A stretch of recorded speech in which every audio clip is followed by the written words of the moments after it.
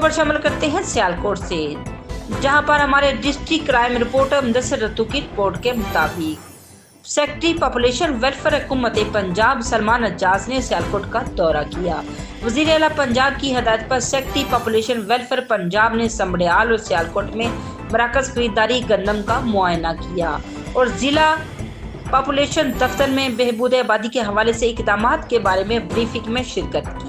ADC revenue Mohammad Iqbal, DO population welfare Parvez Iqbal Ranjha, DFC Nasrullah Khan Nadeem भी मौजूद थे। सेक्रेटरी पॉपुलेशन वेलफेयर हुकूमत पंजाब सलमान अज्जाज ने दोनों मराकज़ की खरीदारी पर किसानों की सहूलत के लिए किए जाने वाले इंतजामात का भी जायजा लिया।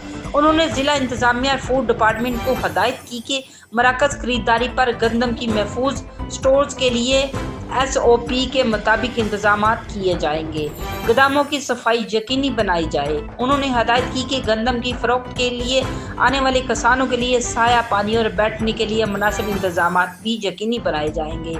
उन्होंने हदायत की कि गंदम की गैर कानूनी स्मगलिंग रोकने के लिए चेक पोस्टों पर निगरानी सख्त की जाए और वहां तैनात अमला अलर्ट रहकर अपने फराइज सर अंजाम दे।